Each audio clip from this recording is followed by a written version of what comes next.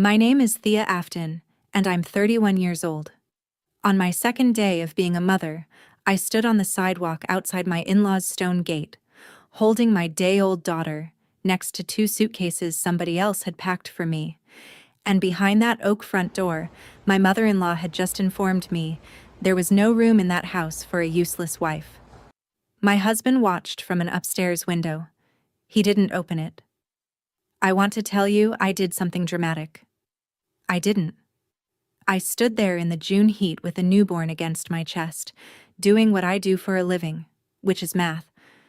And then a gray sedan pulled up to the curb, and my mother stepped out of it with a lawyer and a folder. And what was inside that folder hit my in-laws' famous family like weather. Nobody saw it coming.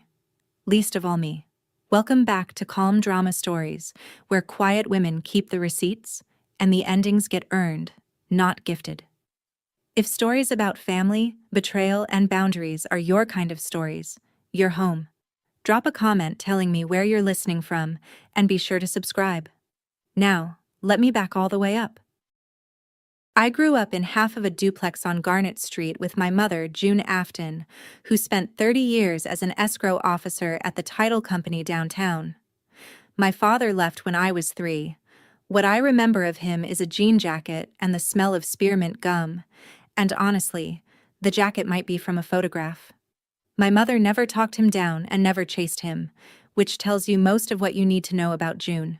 She is not a warm blanket kind of mother. She is a snow tires in October kind of mother. Practical love, scheduled maintenance, zero speeches. Her entire professional life was reading documents other people were too excited to read. Young couples buying first houses, farmers refinancing, big families quietly mortgaging their summer places. And her one commandment, repeated through my whole childhood like a pledge of allegiance, was, read it before you sign it. And if they won't let you read it, that's your answer. We were never poor, exactly. We were careful. Coupons, consignment, one vacation a year to a lake 2 hours away. And I want to be fair to my younger self about what that carefulness did to me. It made me hungry. Not for money. For the other thing. The thing I saw through lit windows on the walk home from school. Whole families. Grandparents at the table. A dad carving something. A name everybody at church already knew. A house you belonged to instead of half a house you rented. My mother built us solid ground, and I spent my childhood looking over the fence at castles. It took me 31 years, 2 suitcases, and one gray sedan to finally understand which one of those things holds up in a storm.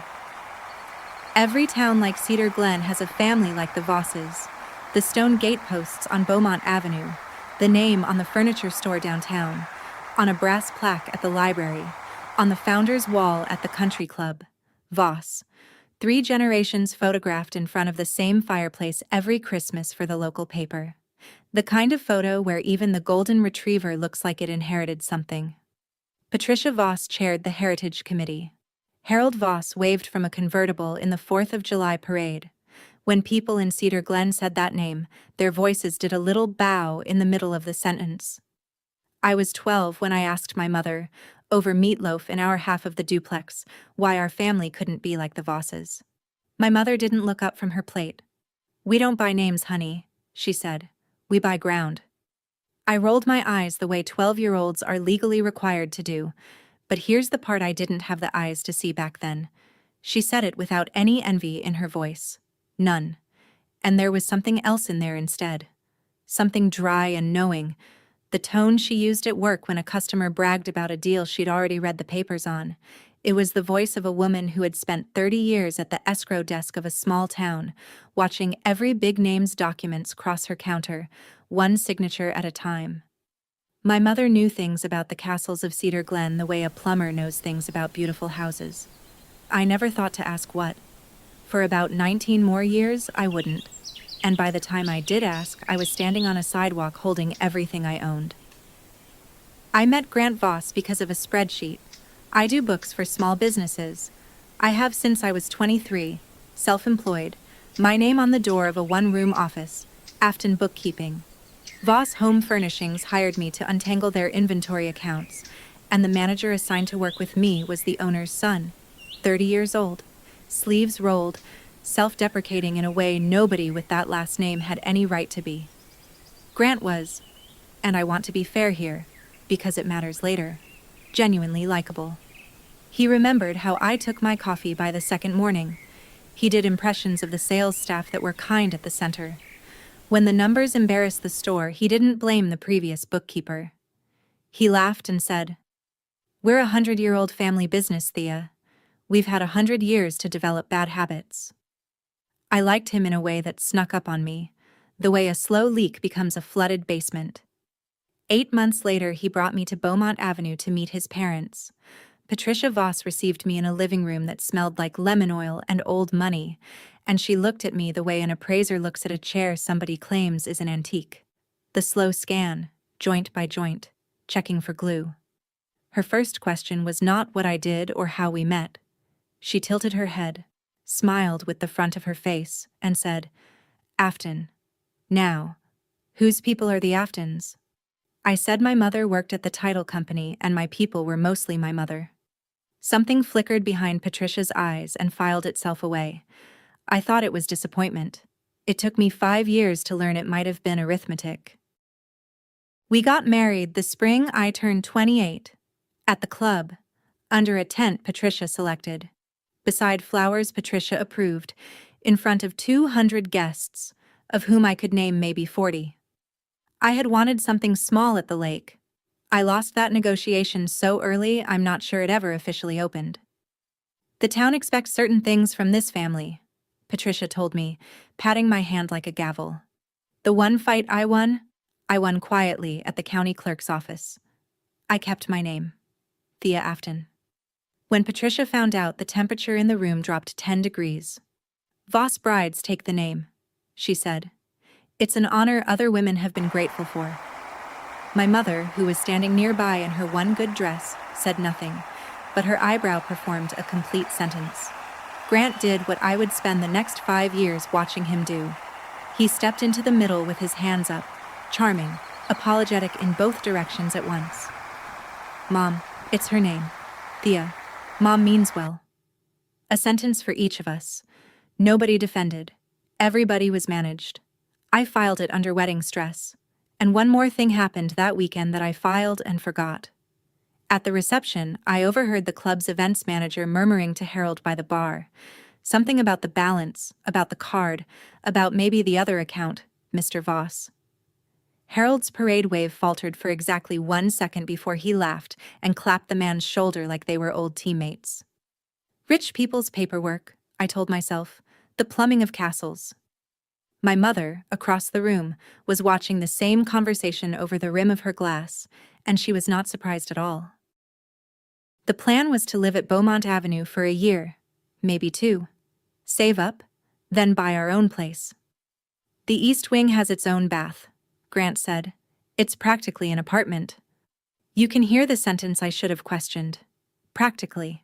We moved in with my office plants and his record collection, and for 2 weeks it was a soft landing.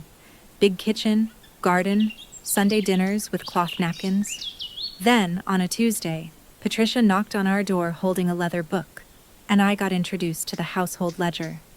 "Every couple under this roof contributes," she explained, warmly, the way you'd explain gravity.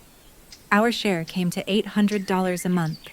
Toward the household, due the first, recorded in her ledger with everyone's initials in a column like a rooming house from 1910. And then, almost as an afterthought, the second ask, delivered as a compliment. "Grant tells me you're a wizard with books. The family's accounts are a shambles, dear. It would mean so much." Meaning, I would also be doing the Voss family bookkeeping. For free. I want to be honest about what I felt. Because this is the part of the story where I stop being able to blame anyone but the ledger inside me. I felt chosen. Useful. The girl from the duplex handed the keys to the castle's books. I said yes before Grant could even look up from his phone. $800 a month for the privilege of doing free accounting for people whose gate had a name on it. My mother would have read that contract twice and slid it back across the counter. I signed it with a smile. In my defense, nobody handed me anything to read. That turned out to be the whole design. Here's what you learn when a 100-year-old name hands you its checkbook. Names don't cash. I had the Voss household accounts balanced inside a month, and what they balanced to was a slow, elegant leak. The furniture store's transfers to the family had thinned every year for a decade. The club dues, the Heritage Committee galas, the landscaping service with the embroidered shirts, the wine deliveries, none of it had thinned at all. The house consumed like 1985. The income arrived like a store with two big-box competitors out by the highway. I did what I do for every client, bleeding quietly. I built a gentle little proposal, trim the landscaping to twice a month, rebid the insurance, pause one of the club memberships. Harold hadn't touched the golf course in 2 years. I presented it after Sunday dinner with the soft voice I use on proud old shop owners. Patricia listened the way a queen listens to weather she has no intention of experiencing, and then she folded her hands and delivered the house motto with a smile that ended the meeting. This family does not live like accountants, dear. Fine, but one line in those books would not leave me alone. Every month, $940 went out to something called GN Servicing, LLC. Autopay, memo line blank, going back years, no file, no folder, no explanation anywhere in the drawer of documents Patricia had surrendered to me. It wasn't insurance. It wasn't the store. When I asked Patricia, she said, "Harold handles that," in the same tone as the motto. When I asked Harold, he turned up the volume on a golf tournament and asked if I'd ever seen anything like this young man's short game. I let it go. Write that down somewhere. I let it go. At the back of the Voss property, past the garden, there's a 2-story carriage house, brick, slate roof, gorgeous bones, abandoned to boxes and mice since sometime around the moon landing. The first time I walked through it, I did what I now recognize as a dangerous thing for a hungry heart to do in a beautiful ruin. I furnished it in my head. And Patricia, who missed nothing, watched me do it. That fall, over dessert, she made the offer with Grant nodding beside her like a notary. "Fix it up, you two. That's your place. Every young Voss couple needs a nest, and heaven knows we're not using it." A 2-bedroom home on the family land, ours. The girl from the duplex actually teared up at the table, which I'm sure was noted in a ledger somewhere. But I am still my mother's daughter, so the next morning I asked, as lightly as I could, whether we might put something in writing. Nothing dramatic, just a page, a lease, a life estate, anything with ink on it. Patricia looked at me with gentle, wounded amusement, the expression you'd give a child who asked you to sign for a hug. "Family doesn't do paperwork, dear." I asked Grant privately to press. He kissed my forehead and said the 11 words I'd be hearing in my sleep for years. "It's my parents, Thea. I promise you. You can trust me." So here's what I did, and thank God for the habit. I said okay. I opened my savings. $38,000. Every dollar of it earned one small business ledger at a time, and I hired the contractor myself. And I kept every receipt, every invoice, every transfer, every canceled check, in a green folder in my office. You'll see why that matters. The renovation took most of a year, and I loved it the way you love a thing you're secretly building your whole future inside. I chose the doorknobs, real brass, warm in the hand. I stood in the gutted kitchen with the contractor, a patient bear of a man named Gil, arguing happily about where a window should go. Grant came out on weekends, swung a hammer for an hour, and got photographed doing it. I came out every day I could and got sawdust in my hair. Sunday dinners, Patricia began mentioning me almost fondly, which should have been my warning, because her fondness always arrived with a moral attached. One night, passing the potatoes, she surveyed the table and delivered it. "You know what I appreciate about Thea? She contributes. Everyone under this roof earns their keep." Heads nodded around the china like it was scripture. Harold said, "Here, here." Grant winked at me. "That's Mom for you," and speared a green bean. And I sat there feeling, God help me, proud, earning my keep. As if that sentence were a compliment and not a price tag. As if anyone had ever asked what Grant's keep cost, or Harold's, or the retrievers. That's the thing about a house with a ledger instead of a heart. The rules only have gravity for some people, and you can live there a long time before you notice which way things fall. That Christmas, the 3-generation photo in front of the fireplace happened as always. Patricia seated center, Harold's hand on her shoulder, Grant behind. I took the picture. I remember thinking, next year I'll be in it. Hold that thought.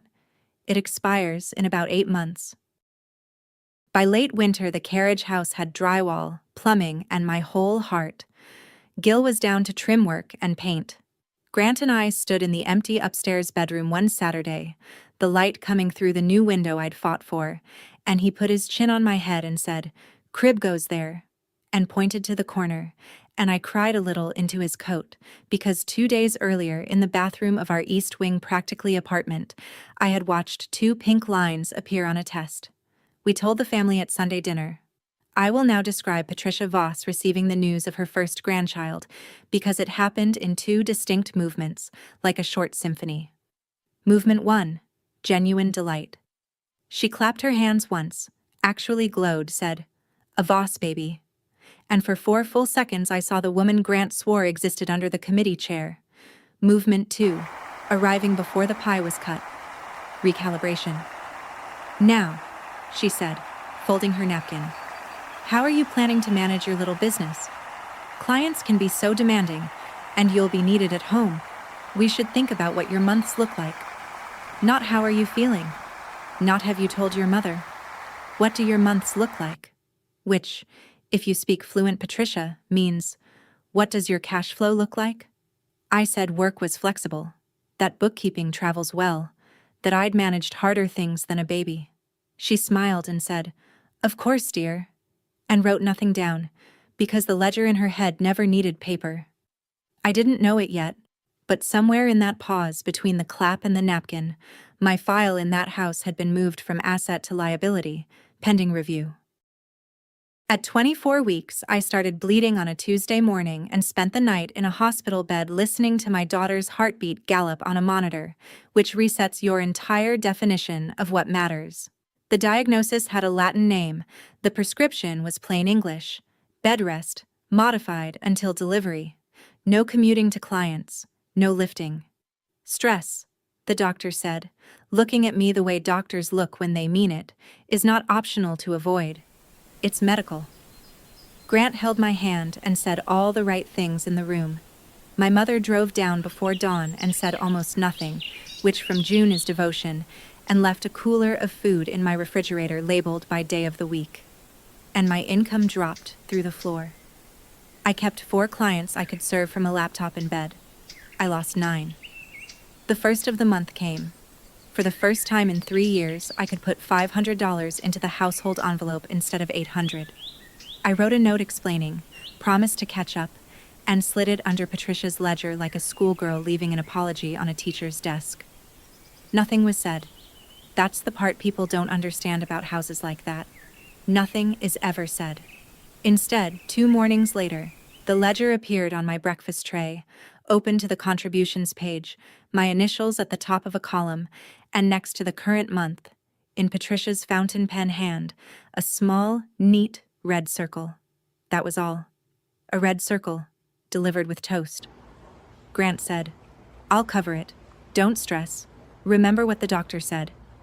And then his next paycheck from the family store came up short, because, he said, rubbing his neck, "The store's a little tight right now." The store. Tight.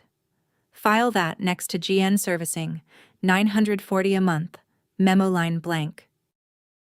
Here's how a house disappears you, by degrees, politely, at dinner. 3rd trimester, I was allowed downstairs for meals, and I sat at that cherry wood table like a chair that talked. Conversation flowed around me, the committee, the club, the neighbors' addition. If I mentioned the nursery, subject changed within 2 sentences. Patricia developed a repertoire of stories that all had the same moral, delivered to the table at large while looking at no one, which meant me. When I was carrying Grant, she'd say, ladling soup, I hosted 40 people for Harold's parents' anniversary, on my feet all evening. Women of this family have never been delicate. Harold would nod at his soup. And Grant. I want to be precise about Grant because he's not a villain. He's something that costs you more slowly. Grant got quiet. Not cold. Quiet. He'd squeeze my knee under the table. A private telegram. Sorry, you know how she is. And say nothing above the tablecloth. And I learned that a squeeze under a table is what surrender feels like when it still loves you. So I did what my mother's daughter does when the world goes soft underfoot. I kept books. My own now. A plain notebook in my nightstand. Every household payment I'd ever made, dated. Every carriage house invoice, cross-reference to the green folder in my office. $38,000 in renovations. $33,000 in household contributions over 3 years. I wasn't planning anything. I want that understood. There was no strategy. Only a bookkeeper laying sandbags out of habit. 1 page at a time, the way some women pray. Then one night, passing the study door on my slow lap of the hallway, I heard Patricia on the phone, her voice low and vicious in a way the committee never got to hear. I understand the situation, but this household cannot carry a mouth that doesn't work. I stood in that hallway with my hand on my belly and made myself believe she was talking about the store. An employee, a vendor, anyone. You'd have done it too. At 8 months pregnant on doctor-ordered calm, you ration what you're able to know. But I'll tell you who has never once lied to me. Paperwork. And if you've ever watched a promise die by paperwork, a name left off a deed, we'll write it down later that never found a pen. Put it in the comments, because this next part will feel like your own memory. The carriage house was finished. Finished. Gil had walked me through on video call, brass knobs warm in the afternoon light, my window exactly where I'd fought for it. I proposed the obvious. We'd move in before the baby came. Get settled. Set up the crib. 10 steps from the main house but a door of our own. And the stalling began, so smooth it took me 2 weeks to recognize it as stalling. After the final inspection, dear. There was no inspection. I'd hired the contractor. The insurance needs sorting first. I offered to sort it. I was reminded rest was medical. After the baby comes, we'll see about everything. We'll see.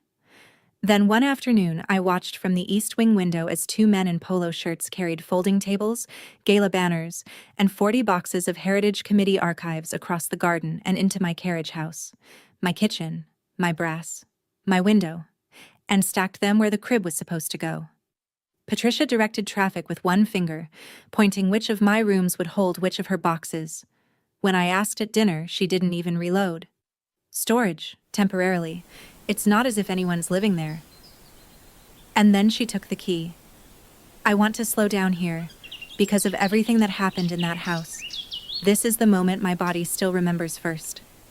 I kept the carriage house key on my everyday ring, a heavy brass thing, old-fashioned, warm in the pocket like the doorknobs I'd chosen to match it. Gil had handed it to me at the walkthrough with a little ceremony. Key to the castle, boss. Because he knew whose sweat and savings were in those walls. It lived between my office key and my car key, and some evenings, I'm not ashamed to say, I'd hold it in my coat pocket like a worry stone. It was the one object in the world that said, promised. A week after the boxes went in, Patricia stopped me in the front hall, hand already out, palm up. The painters need access, dear, and we can't be hunting you down in your condition. Let me hold the carriage house key. I'll return it when everything's settled. Reader, the painting was done. I had paid the painter. I looked at her open palm and I heard my mother's voice. If they won't let you read it, that's your answer. And I heard the doctor's voice.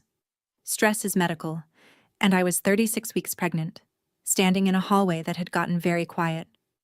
I worked the brass key off the ring and set it in her hand. She closed her fingers and smiled. There. Isn't that simpler? She never returned it. I asked once, 2 weeks later, carefully casual. You're about to give birth, she said, not unkindly, which made it worse. What could you possibly need a key for? Every morning after that, I looked at the gap on my key ring. Remember the gap? We're coming back for it. Nora came in June, 2 days after my due date, 7 pounds even, with a cry like a fire alarm and my mother's stubborn chin. Labor was 14 hours, and for the record, the person in the room was June, in the good dress she wears to things that matter, reading a paperback between contractions like a woman guarding a border, which is exactly what she was doing. Grant arrived at hour 11, apologizing, hair wild, an emergency meeting about the store. He said. The bank. Refinancing. He'd explain later. And even through the fog, I remember thinking, there's that word again. The plumbing word. Refinancing. But then Nora was here, and the world narrowed to 7 pounds of it, and I forgave everything on general principle. They put her on my chest, and I understood, in 1 second flat, every unreasonable thing my mother had ever done. Patricia visited that evening. 10 minutes, by the clock on the wall. She wore the good pearls, looked into the bassinet at her first grandchild, and said, "This is verbatim. I have replayed it enough to certify the transcript. A girl." Just that, in the tone you'd use finding out the restaurant had run out of the fish. Then she straightened the flowers June had brought, told me the house would be busy this weekend with the committee's summer event, and left a gift bag containing a silver frame, empty, for the christening portrait. An empty frame. Sit with the empty frame. It's the most honest thing she ever gave me. That night, June folded herself into the vinyl recliner, and in the dark, apropos of nothing, she said, "When they discharge you, you'll go back to that house.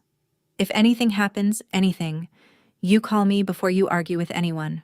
Promise me that." I laughed. She didn't. "Promise me, Thea." I promised. I didn't ask why. She'd have told me, and I wasn't ready, and I think she knew both things. They kept us overnight. One night, routine, me learning to nurse at 3 a.m. in that particular hospital silence that feels like the inside of a held breath. Grant visited once, for an hour, distracted, taking calls in the hallway. Through the door, I caught fragments in his low store manager voice. Numbers, dates. We just need until fall. Tell them we're good for it. When he came back in, I asked, flat out, no wifely diplomacy, "Grant, is something wrong with money?"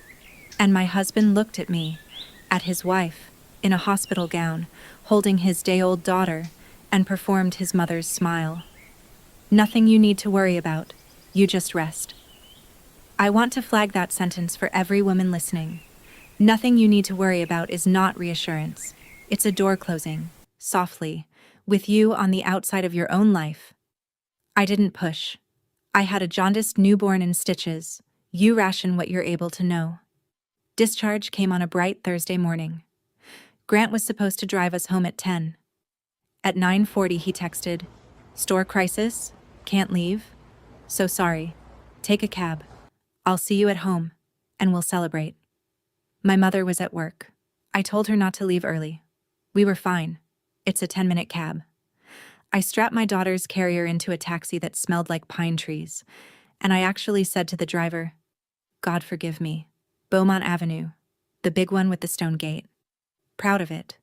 3 years of tuition into that family, and I still flashed the name like a keycard. The cab pulled away and left us on the curb, and I stood there a second, adjusting the carrier, looking up at the house. All the windows were closed. On the porch, in the shade, sat 2 suitcases. You know a suitcase's silhouette the way you know your own handwriting. Those were mine. The navy set. Wedding gift from a cousin. Top of the nearest one. My winter coat. Folded in a neat square, in June. Somebody had packed for a season I wouldn't be there for.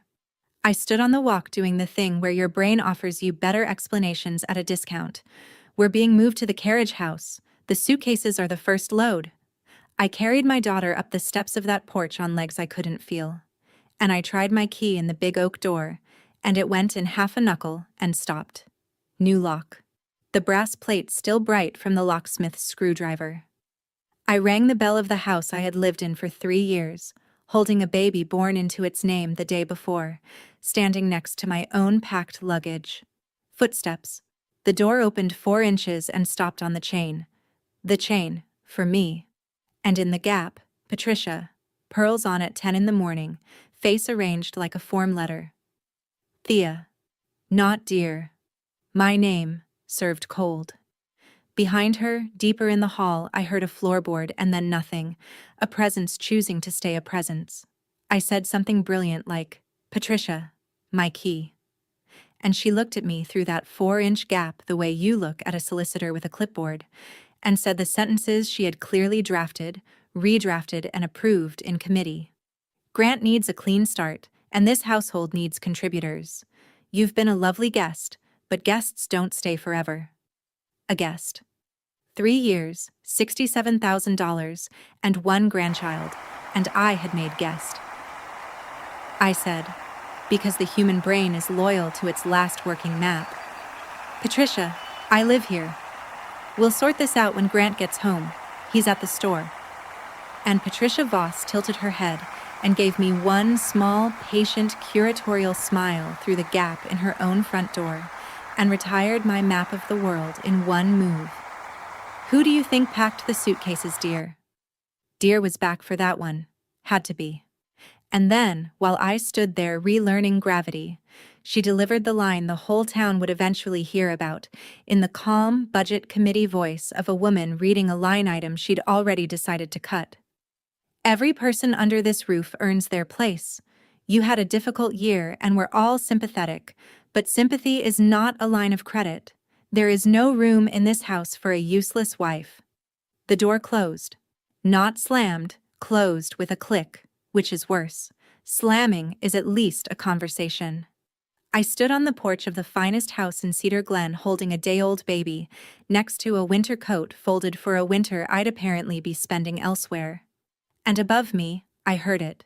The soft complaint of an old window frame.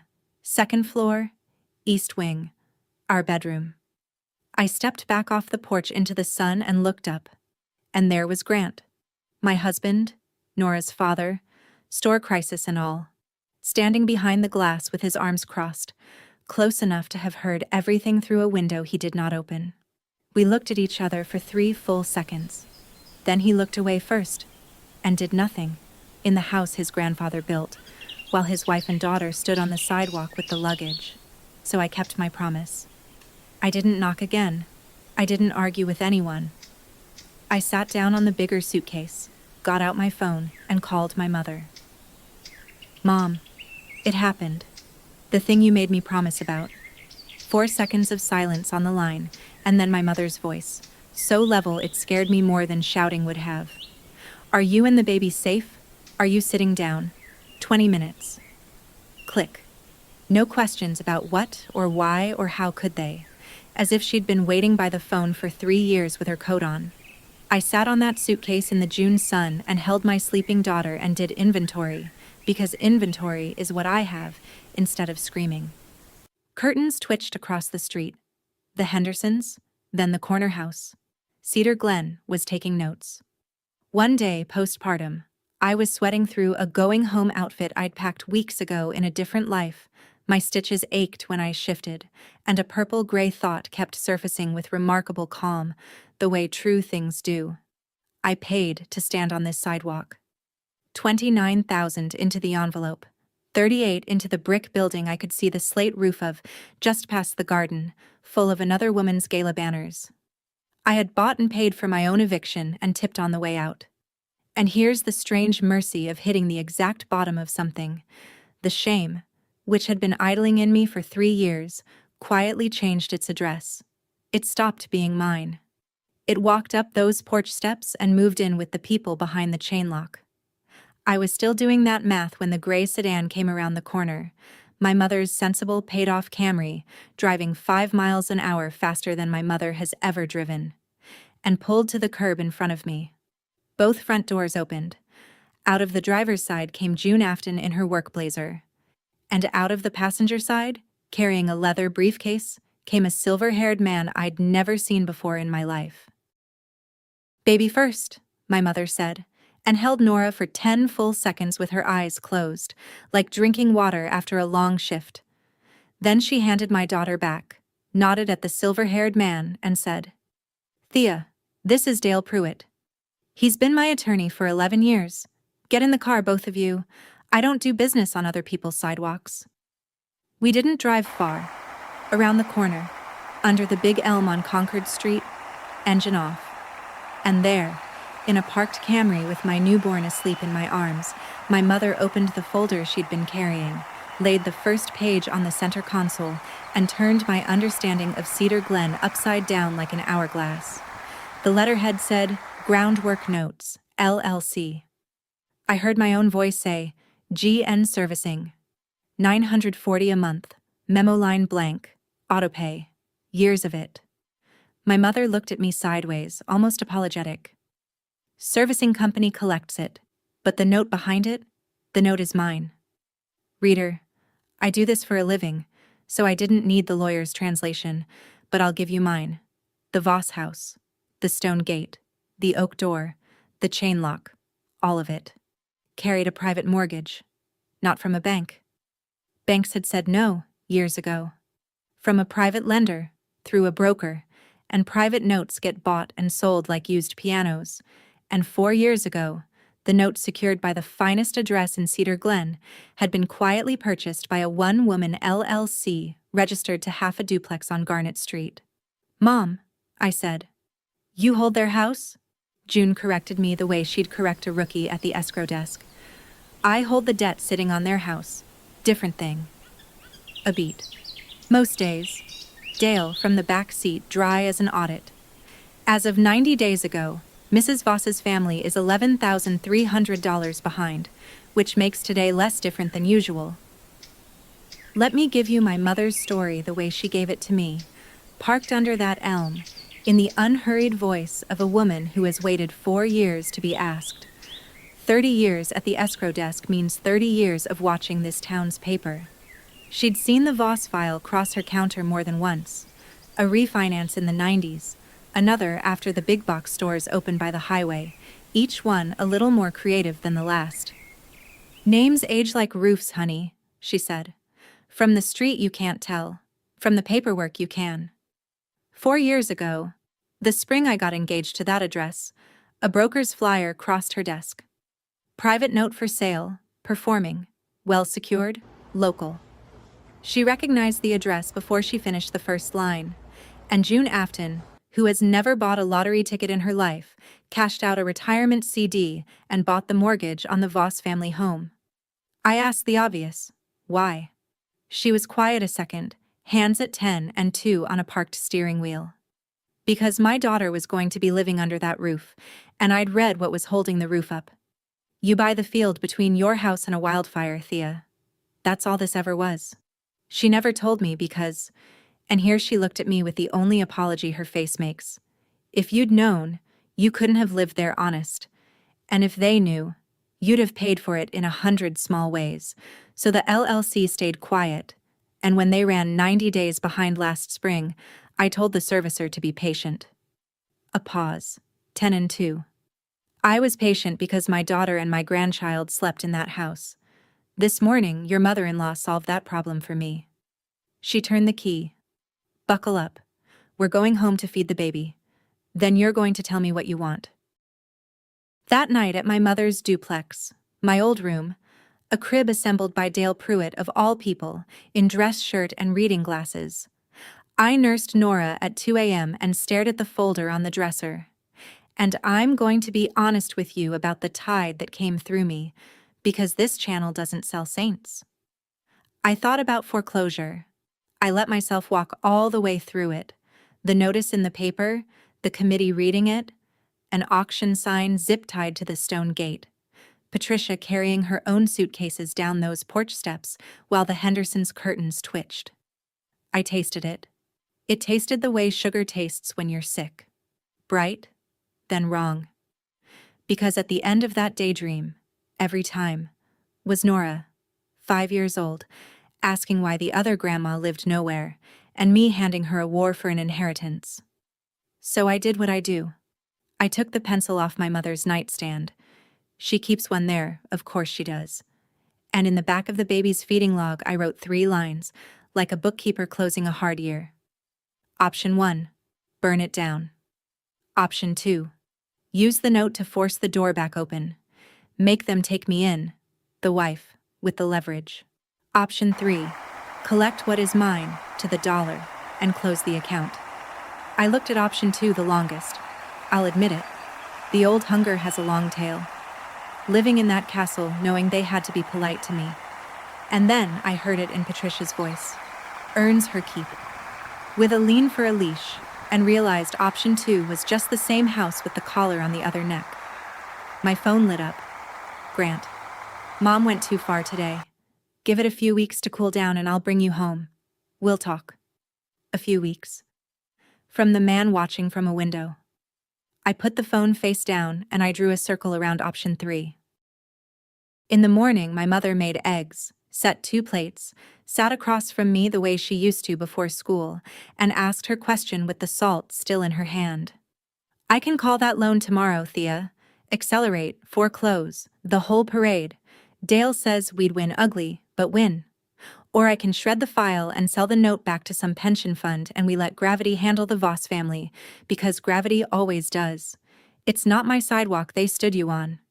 She set the salt down. So it's not my call. What do you want? And I heard the question underneath, the one she'd been asking my whole life in snow tires and labeled coolers. Who do you want to be about this?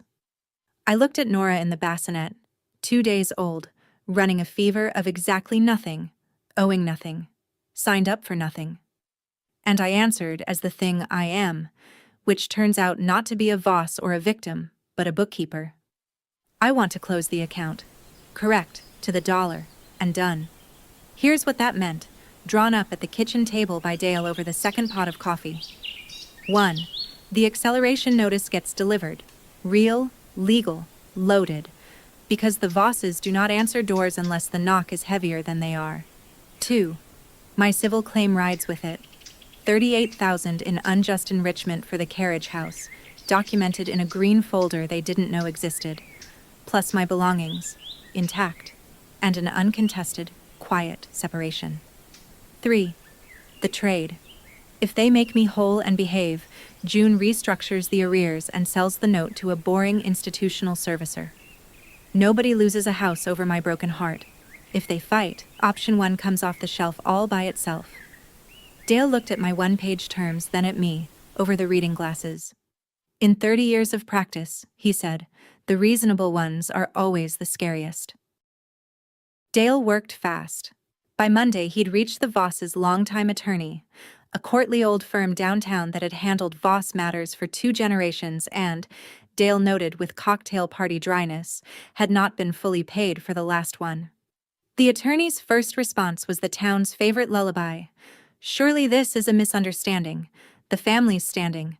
A private matter, best kept private. Dale let him finish, then read him 2 numbers. The arrears, and the recorded instrument number of the mortgage. The line went quiet the way a room goes quiet when the auditor takes off his coat.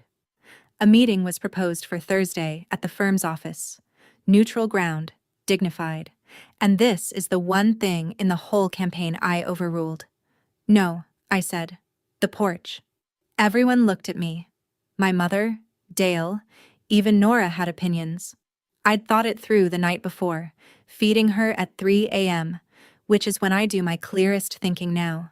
For 3 years, every hard conversation in that family had happened on their terrain, at their table, under their portraits, with me in the guest chair. The one time the terms were truly theirs, they'd chosen a chain-locked door and a sidewalk, in public, where the whole street could watch me learn what I was worth to them. The papers concern the house, I said. The papers can visit the house. 10 a.m. Thursday. We use the front door. Dale allowed himself 1 millimeter of smile and made the call. Thursday morning, I dressed in the blazer I wear to client audits. Not new, not borrowed, mine, bought with bookkeeping money. And left Nora with Mrs. Okafor next door, who raised 4 babies and treats guarding one as a paid vacation. In the car, my mother handed me the folder and said one thing. You knock. We drove through Cedar Glen slow. The stone gate came up on the right like a headline.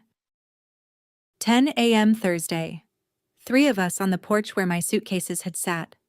Me in my audit blazer, my mother in her work one, Dale with the briefcase. I knocked. Me, per instructions. 3 even raps on 100-year-old oak. Footsteps, the chain, sliding off. And Patricia Voss opened her front door in full regalia, pearls and posture, with the expression preloaded. The form letter, the guest doesn't stay. And she got as far as, "Thea, this is not," before Dale stepped forward with the mild bearing of a man delivering a casserole and held out a business card and a single white envelope. "Dale Pruitt, ma'am, Counsel for Groundwork Notes, LLC, holder of the note and mortgage recorded against this property. You'll want to read this before you finish that sentence." I watched her hands take the envelope on committee autopilot. I watched her read, "Notice of Default and Acceleration." And I want to describe precisely what happened to Patricia Voss's posture, because I had 3 years of her posture and this was new. It broke from the top down in stations. The eyebrows first, then the set of the mouth, then the shoulders, then the hand that went out and found the doorframe of the house her name was mortared into, and held it, the way you'd hold a railing on ice. "This is," she started, and her voice came out without any committee in it at all. "What is this? Harold pays there's a servicing company. This is some trick." My mother, who had said nothing yet, spoke exactly one sentence, in the tone of 30 years of escrow desks. "The servicer collects it, Patricia. I own it. Shall we do this in the doorway, or at your table? I've heard so much about it." And for the first time since the invention of the Voss family, the door on Beaumont Avenue opened all the way for an Afton. We sat at the cherrywood table, and I noted, from a great inner distance, that for the first time in 3 years I was seated at its middle, not its edge. Harold was summoned from the den and arrived already gray, which told me the words default and acceleration were not new to him, only the name behind them was. Dale laid the papers out in a clean row like surgical tools. The note, endorsed and assigned, the recorded mortgage, the payment history. Those $940 auto payments, memo line blank, marching backward for years. And the arrears summary. $11,300, 90 days, itemized. Nobody touched the pages. Patricia stared at the assignment. The line where the note passed to Groundwork Notes, LLC, 4 years ago. And you could watch her doing archaeology, digging back through every Sunday dinner, every red circle in her ledger, every dear, recalculating who exactly had been sitting in the guest chair. "Grant," she called, and her voice cracked on the vowel. "Come down here." And my husband came down the same stairs he'd watched me from, took in the table. His wife, her mother, a lawyer, the family paper laid out like an autopsy, and stopped on the bottom step with the expression of a man arriving at the exact intersection he'd spent 5 years steering around. Patricia rallied once. Give her that. She pulled the committee voice back on like a coat and aimed it at my mother. "This house has stood for 100 years. This family built half this town. If you think a bookkeeper's mother with some LLC is going to frighten." My mother let her finish. June Afton has never once interrupted anyone. She says the ends of sentences are where people confess. Then she folded her hands on the good table and put it down like a foundation stone. "We don't buy names, Patricia. We buy ground. And the ground under your name has been in my handbag for 4 years." What happened next I didn't expect, and I want to render it honestly, because it's the only moment in this story where I saw the whole machine instead of just its teeth. Patricia sat down, not the committee dissent. She dropped the last 2 inches, and the pearls swung, and for a moment she was just a 63-year-old woman at a table she'd spent a life defending. "You think I was born at the head of this table?" she said, to no one, to the portraits maybe. "I came into this family with 1 suitcase. I ate at the children's table for 10 years, 10 Christmases, before Harold's mother let me so much as hold a serving spoon. Everyone who enters this house pays. That is how a name survives. I paid, and I paid, and I..." And then she heard it. She heard her own accounting said out loud in front of a bookkeeper, and the sentence died in the middle, and her eyes came up and found mine. And for 2 full seconds, the only honest ones we ever shared, we understood each other perfectly. She had been me. She'd just decided the fee was legitimate because she'd paid it. I didn't gloat. There was nothing to win from her anymore. I opened my folder and slid 1 page across. My terms? 1 paragraph. Bookkeeper's prose. 38,000 documented for the carriage house. Receipts attached. My belongings. Intact. By Saturday. A quiet, uncontested separation. In exchange, the arrears get restructured and the note goes to an institutional servicer who will never know your name from any other account number. Nobody loses this house because of me. That's the whole invoice. It doesn't compound.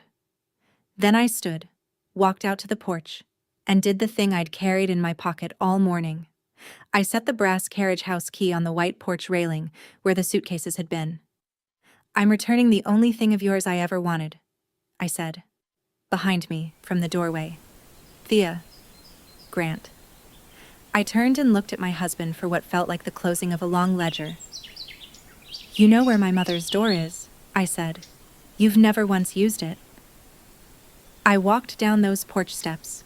The same 6 steps, the same June light, the same sidewalk where a chain lock had taught me my market value. Except this time I was the one leaving, on my legs, at my pace, with my mother and my lawyer falling in beside me like a small parade of exactly the right size. The Hendersons' curtain twitched. Let it. Take notes, Cedar Glen. Nobody spoke until the car doors shut. Then my mother started the engine, looked both ways like a woman who has never once rolled a stop sign, and said, "You gave the key back." I did. "Good," she said.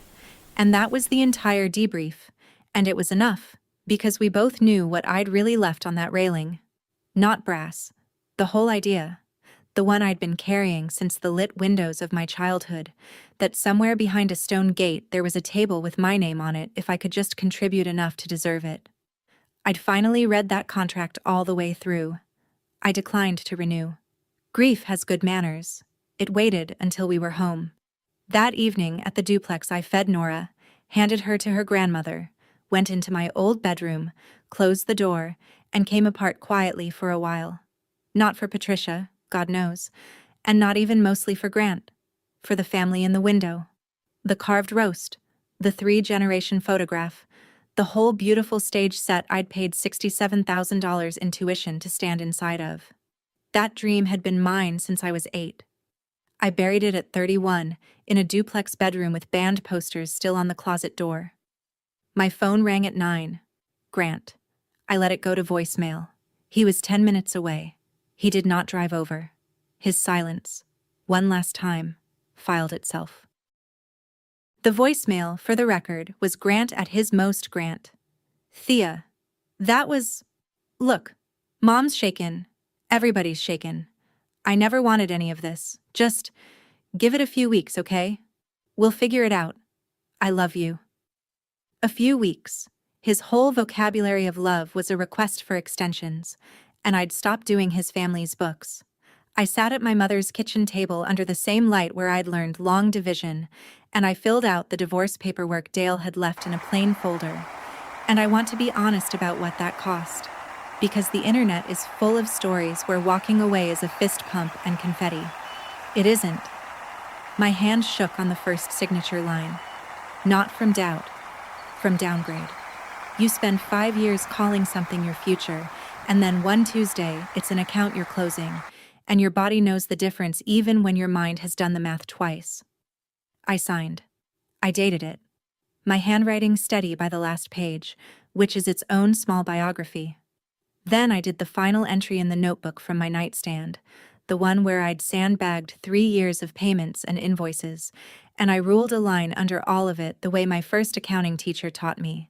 Double line, account closed, nothing carried forward. Nora woke up hungry at 2, right on schedule. I fed my daughter in the dark of my childhood bedroom, her hand around my finger, and I told her the first true thing I ever taught her. You will never have to earn a seat at any table of mine. Here's how the account settled. The Vosses paid, Not graciously, but paid. $38,000 inside 6 months. Raised the old money way, which is to say the boat went first and then Harold's antique roadster, the one from the parade. My boxes arrived intact by that first Saturday. Packed, I noticed, with genuine care, Patricia's hand, unmistakably. Say what you want, the woman can pack. The separation went uncontested. Sole residential custody to me. Grant gets his Saturdays with Nora, at the park or at my mother's kitchen table, where he is served coffee and watched like a teller's drawer. He's gentle with her. He was always gentle. Gentle was never the missing ingredient. And my mother kept her end to the letter. The arrears were restructured, and the note, the famous note, was sold, at a modest and unromantic profit, to a pension fund's servicing arm in Ohio, where the Voss name is now 7 digits in a portfolio, right between a ranch house in Toledo and a duplex in Akron, which is the most democratic thing that has ever happened to that family. I bought it as a firewall, June said, signing the transfer papers. Never wanted a throne. Thrones need dusting. But gravity, as my mother says, always does the bookkeeping eventually. The following spring, a tasteful sign appeared outside the stone gate on Beaumont Avenue. The finest house in Cedar Glen sold in August, to a perfectly nice orthodontist family with a trampoline, God bless them. And the Vosses moved to a townhouse near the club, where the Heritage Committee meets in Patricia's front room now, the archives in a rented storage unit. Nobody foreclosed. Nobody had to. A borrowed name came due all on its own. I just declined to keep making the payments for it. The town gasped for one season and then, being a town, moved on to newer weather. As for me, Afton Bookkeeping reopened that fall. Same one-room office, new sign painted by a client's daughter. My 9 lost clients came back and brought friends. Small towns keep score fairly in the long run, whatever their committees say. And a strange little side practice grew up on its own. Referral by whisper. Young women, engaged or newly married, coming in with paperwork their new families had slid across various beautiful tables. A prenup, a family investment opportunity. One girl with a household ledger that made my hands cold.